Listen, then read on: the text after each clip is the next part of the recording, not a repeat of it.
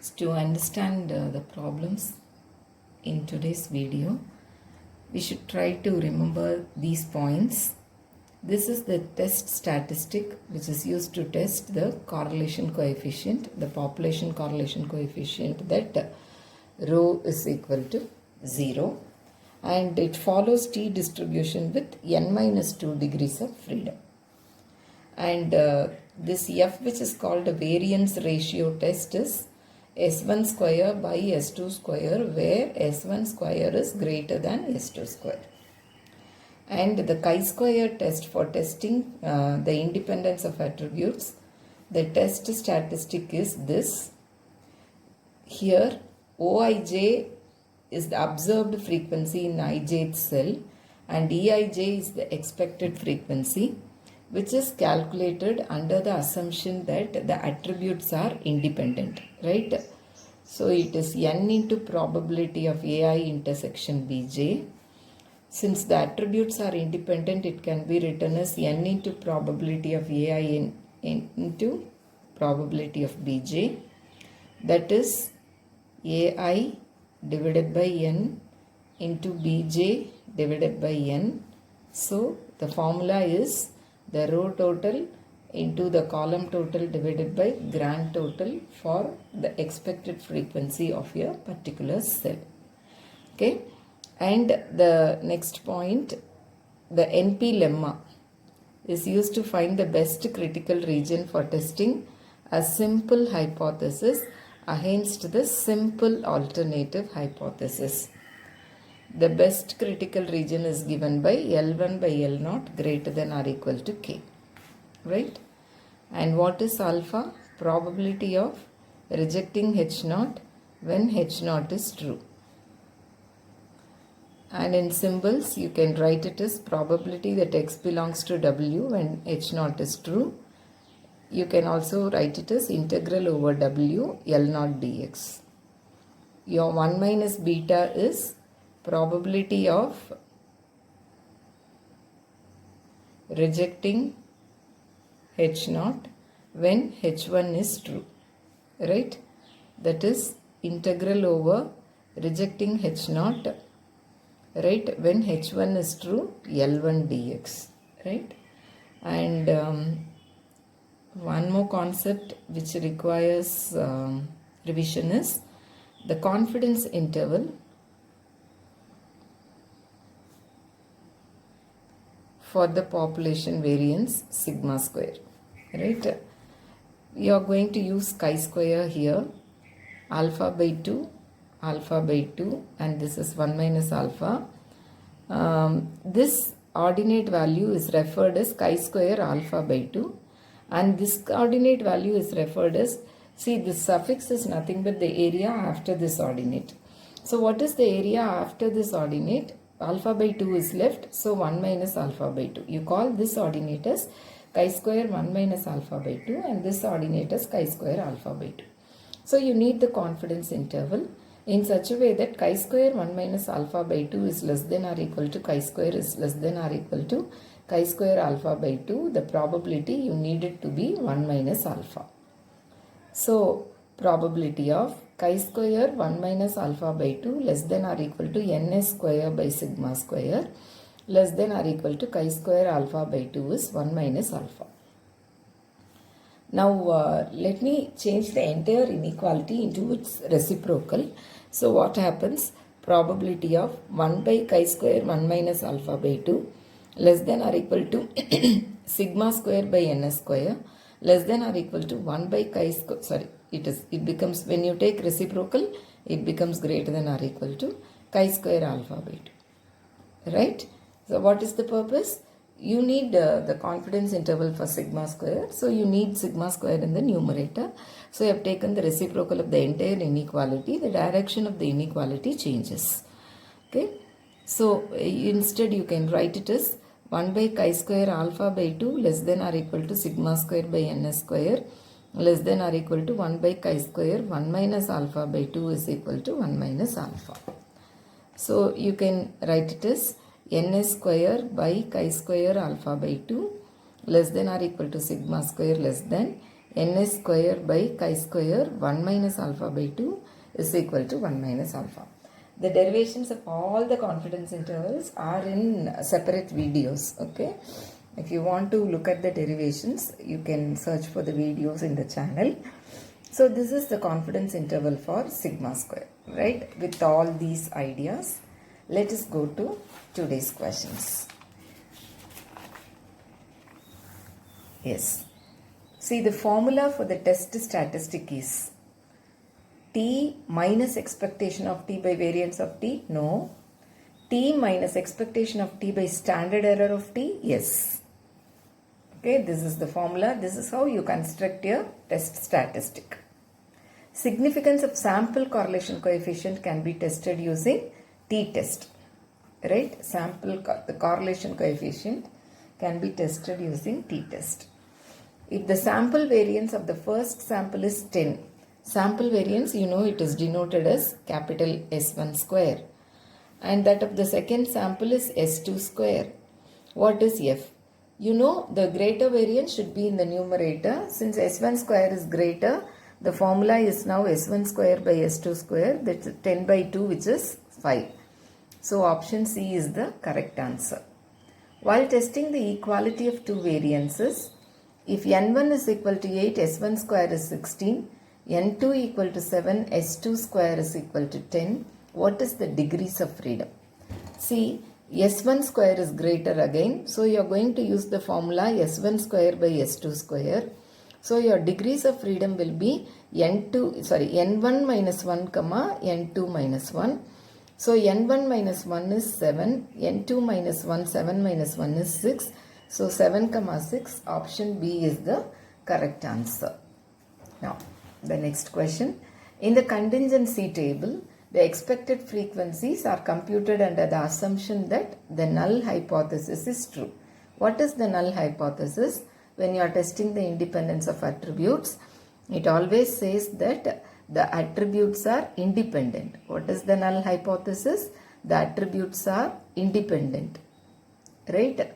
Similarly, while testing the significance of correlation coefficient based on small sample, what is the null hypothesis? The population coefficient is 0. The population correlation coefficient is 0 is the null hypothesis. Okay? Right. To test the equality of population means based on dependent small samples, the test used is t-test. Paired t-test. This is for t-test based on independent. You should read all the choices, right? The test is of course t-test, but the dependent small samples. So you should not tick this t-test. It is paired t-test. Okay. Now the next question. How many pairs of observations must be in a sample so that the observed correlation coefficient value 0.42 shall have the calculated value t greater than 2.72? This calculation of course requires a calculator, but let us try to understand the calculation so that if some small numbers are given, you will be in a comfortable position to calculate. Okay, n is not known.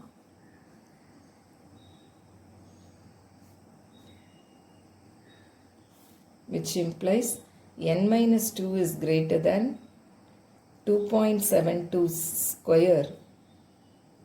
1 minus, this root will go off, right? 1 minus 0.42 square divided by 0.42 square, right? Which implies n minus 2 is greater than 35. So n is greater than 35 minus 2, 37. Okay. 95% confidence interval for sigma square is. Just now we derived the formula, right? See, let us have a look at the formula. ns square by chi square alpha by 2. ns square by chi square 1 minus alpha by 2. So ns square by chi square, degrees of freedom is n minus 1. Alpha by 2. What is your 1 minus alpha? 95%. So what is alpha? 0.05. What is alpha by 2? 0.025. What is 1 minus alpha by 2? 0.975. Right? So you should have chi square alpha by 2 here. Yes, correct. Chi square 1 minus alpha by 2, 0.975. The first option itself is correct. Okay, right? This is how you should calculate. Fine.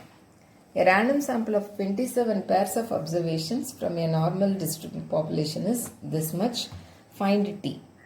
T is equal to r into square root of n minus 2 divided by root of 1 minus r square. That's all.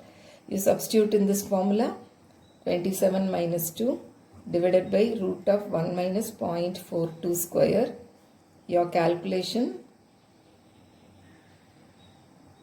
will give you this result. Okay. The chi-square test statistic value is always positive because chi-square is ns square by sigma square. N is positive, square values are positive, the ratio will be positive. So it will always be positive. You cannot say that it is greater than or equal to 1 or less than 1. Such inferences cannot be made. But you can say that it is always greater than 0. For testing regression coefficient, which test is used? T-test is used. Which of the following is 1 minus beta? What is beta? Beta is probability of accepting H0 when H0 is false. Right? To be more precise, probability of accepting H0 when H1 is true. What is 1 minus beta then? 1 minus probability of accepting H0 when H1 is true. 1 minus acceptance region is rejecting H0.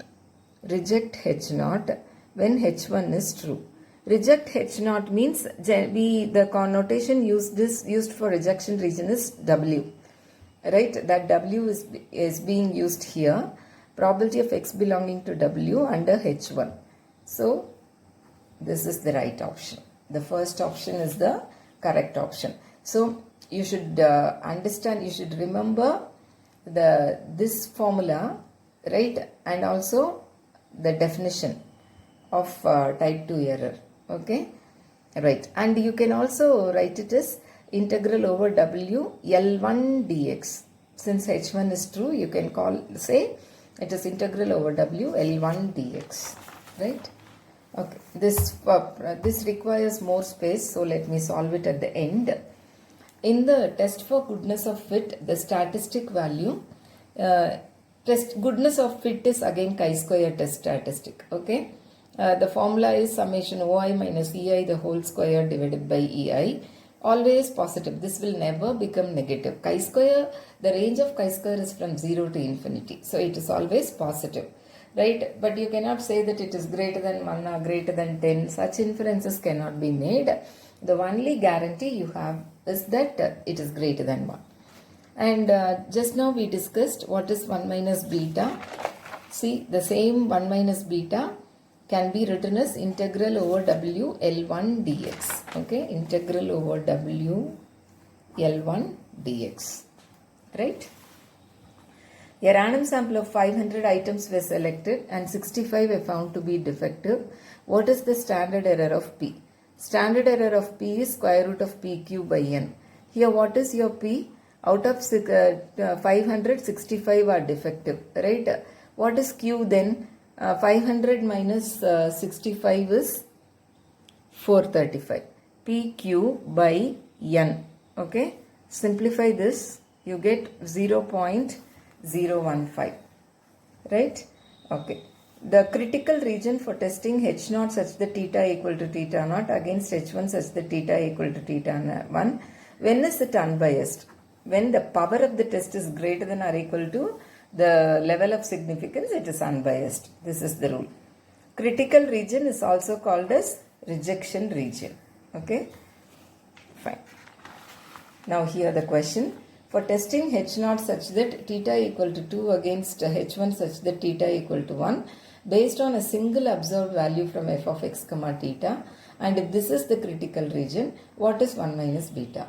If you are doing it based on a single observed value, as I told you before, you need not go by L1 by L0 greater than or equal to k because you are taking only one sample. Right? So, let us compute 1 minus beta. 1 minus beta is probability of that x belongs to critical region when h1 is true. Right? What is the critical region here? X greater than or equal to 1. What is h1? Theta is equal to 1. So probability of x greater than or equal to 1 means you should integrate from 1 to infinity. What is the function to be integrated? F of x dx when theta equal to 1. Right? So integral 1 to infinity f of x is theta e power minus theta x dx when theta equal to 1. So you put theta equal to 1, you have e power minus x. On integration it gives e power minus x by minus 1. Minus of e power minus infinity minus e power minus 1. E power minus infinity is 0, e power minus 1. Minus into minus is plus. So you have 1 by e or e power minus 1 as the answer. Let us go to the options. Why e power minus 1 is the right choice.